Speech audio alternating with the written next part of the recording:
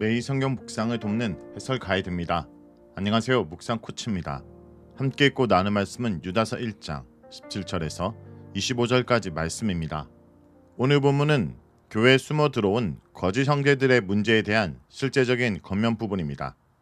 이전 부분이 거짓 형제들의 상태와 심판받을 운명에 대한 것에 집중했다면 17절에서 23절은 구체적으로 어떻게 해야 하는지를 일련의 명령으로 제시합니다. 사도들이 전해준 복음의 내용에 더 천착해 자신을 지키고 거짓 영향력으로 어려움을 당하는 사람들을 도와주라고 합니다. 이후 24절에서 25절에 하나님을 찬양하는 성령으로 편지를 마무리합니다. 17절에서 19절은 사도들이 미리 한 말을 기억하라 말합니다. 3절에서 16절에 설명한 거짓 형제들의 문제에 대해 어떻게 해야 될지를 명령법으로 전달하기 시작합니다. 3절에서 언급한 사랑한 자들이라 라는 표현을 다시 사용함으로써 거짓 형제들과 독자들의 차별을 보여줍니다. 첫 명령은 이전에 사도들이 말한 것을 기억하는 것입니다. 이 사도들은 주 예수 그리스도에게 속한 사람들로서 독자들에게 믿음의 도를 전해준 자들입니다. 그들은 말세에 자기의 불경건한 정욕을 따르며 조롱하는 자들이었을 것이라 말합니다. 교회를 어지럽힐 사람들이 있을 것을 예언처럼 말한 것입니다. 사도들이 예언한 사람들은 정욕을 따르는 삶과 말의 영역에서 문제를 가진 자들입니다. 앞서 설명한 거짓 형제들의 모습과 동일합니다. 이렇게 저자가 사도들이 전해준 말을 기억하라고 명령하는 것은 두 가지 이유 때문입니다. 첫째, 구약뿐 아니라 사도들 역시 거짓 형제의 심각성을 이미 경고했기에 그들을 더 조심해야 함을 확인시키려는 것입니다. 둘째, 사도들이 전한 복음의 가르침이 참임을 확인시키기 위해서입니다. 다시 말해 교환에 거짓된 사람들이 있을 것이라는 예언이 성취된다면 사도들의 말이 참이라는 것을 보여주는데 이는 그들이 전한 진리의 가르침 역시 참임을 보증한다는 말입니다. 더 나아가 그들 가르침 기원은 주 예수 그리스도입니다. 그렇기에 독자는 자신들에게 전해진 믿음의 도를 굳건하게 지켜야 하고 자신들이 들은 진리 위에 자신을 세워야 합니다. 사도들의 예언적 경고처럼 실제로 그런 사람들이 나타났습니다. 거짓 형제들입니다. 그들은 교회를 분열시키고 육신에 속해 정욕대로 사는 자들입니다. 궁극적으로 그들은 성령이 없는 자들입니다. 성령이 없다라는 것은 능력이나 기적의 문제가 아니라 그들이 새 언약 백성, 곧 하나님과의 관계 안에 있는 자가 아니라는 말입니다. 성령은 신자가 예수를 통해 하나님의 자녀가 되었다는 가장 중요한 표징이며 미래의 온전한 구원의 증거이기 때문입니다. 그렇기에 성령이 없으면 하나님의 사람이 아닙니다. 결국 거짓 형제들은 교회 안에 있지만 하나님의 백성, 자녀가 아닙니다.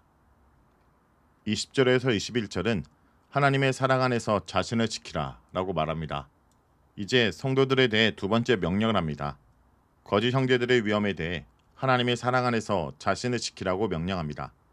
이 명령은 수신자를 하나님 안에서 사랑받고 예수 그리스도로 인해 지킴받는 자로 표현한 1절의 내용과 연결됩니다.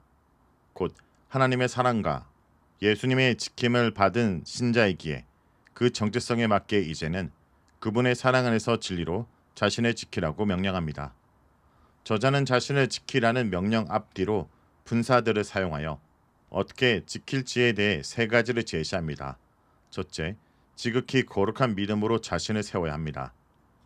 이 믿음은 사도들에 의해 전해진 믿음의 도로 거짓 형제가 주장하고 살아가는 근거와 반대되는 것입니다. 그 믿음의 도의 핵심은 예수 그리스도를 주로 섬기고 하나님의 뜻에 따라 바른 삶을 살아가는 것입니다. 이 믿음은 독자들이 흔들리지 않고 잘 설 수 있게 하는 디딤돌입니다. 둘째, 성령으로 기도해야 합니다. 거짓 형제들에게 성령이 없다라고 말한 15절 내용과 반대되는 것입니다. 신자는 그들과 달리 하나님과 새 언약 관계 안에 있고 그 관계의 보증이자 능력인 성령을 받았습니다. 그렇게 거짓 위험에 휘둘리지 않기 위해서는 그 성령 안에서 기도를 통해 하나님의 도우심을 의지해야 합니다. 셋째, 영생에 이르도록 주 예수 그리스도의 자비를 기다려야 합니다. 예수를 진짜 믿고 따르는 신자의 끝은 거짓 형제와 다릅니다. 거짓 형제들에게는 심판과 멸망이 있지만 참 신자들에겐 영생이 있기 때문입니다. 그렇기에 성도들은 미래 임할 그리스도의 자비를 기대하며 오늘 자신을 지키며 살아야 합니다. 결국 신자가 거짓에 대항해 자신을 지키는 것은 하나님의 사랑과 예수님의 자비와 성령의 도우심을 의지하는 것이고 그분들에 대한 진리 위의 기도와 미래의 소망을 통해 굳게 서는 것입니다. 22절에서 25절은 거짓 형제들에게 영향을 받은 자들을 긍휼히 여겨라 말합니다. 성도의 명령이 신자 개인의 차원을 넘어 공동체의 다른 지대한 것으로 확장됩니다. 거짓 형제들에게 영향을 받은 사람들을 어떻게 해야 하는가에 대한 것입니다. 정도의 심각성에 따라 세 가지 명령을 합니다. 첫째, 의심하는 자들에게는 자비를 베풀라 합니다. 거짓 형제들의 영향으로 흔들리는 사람들을 정죄하거나 내치지 말고 불쌍히 여기란 말입니다. 둘째, 불에서 사람들을 끌어내듯 구원하라 합니다. 상징적인 표현으로 첫째 사항보다 조금 더 좋지 않은 사항을 염두에 둔 듯합니다. 첫째가 흔들리고 의심하는 상황이라면 둘째 사항이 있는 사람들은 불에서 끄집어내야 될 정도로 거짓 형제들의 영향력 속에 있는 상황입니다. 저자는 그런 사람들도 적극적으로 도와 진리로 돌아오게 하라는 것입니다. 셋째, 육체로 더럽힌 옷까지 미워하지만 두려움으로 자비를 베풀라 합니다. 역시 상징적 표현으로 거짓 형제의 악영향에 더 깊이 관여한 상태인 듯합니다. 육체로 더럽힌 옷이란 죄로 묽은 옷이라는 의미로 거짓 형제를 따라 악한 행위를 한 사람들을 염두에 둔 것입니다. 저자는 그들의 행위를 미워하고 단죄하되 자기 역시 조심하면서 그 사람들을 불쌍히 여기라 말합니다. 비록 이 명령들이 거짓 형제들의 영향력에 빠진 여러 사람들을 다루고 있지만 저자가 말하려는 내용은 한 가지입니다.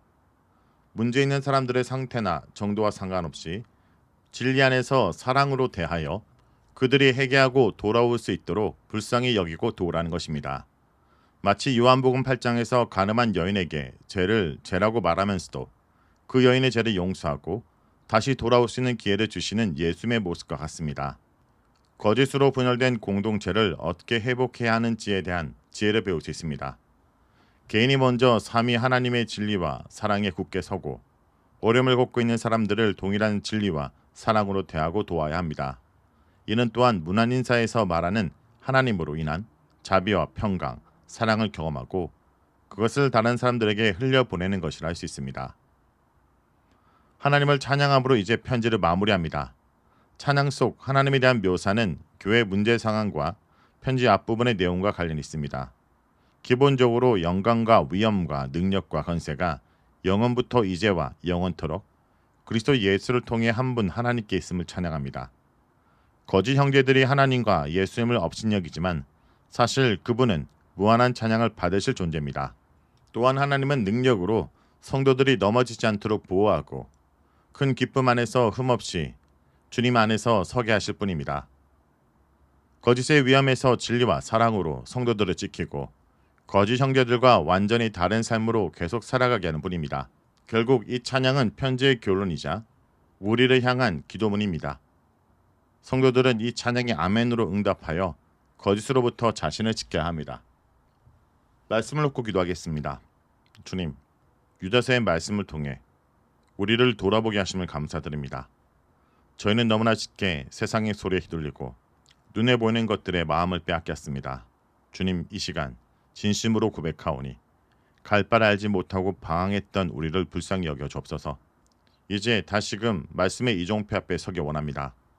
사도들이 전해진 그 생명의 복음을 기억하게 하시고 거짓된 가르침과 세상의 유혹 앞에서 타협하지 않는 담대한 믿음을 허락하여 주옵소서. 매 순간 성령 안에서 호흡하며 기도하게 하시고 하나님의 사랑이라는 견고한 울타리 안에서 우리 영혼의 상처입은 영혼이 참된 안식을 누리게 하여 주옵소서. 오늘도 우리 자신의 연약함을 알기에 이 약한 세상 속에서 오직 주님의 강한 판을 의지하며 나아가기 원합니다. 우리를 붙들어 주옵소서. 예수의 이름으로 기도합니다. 아멘.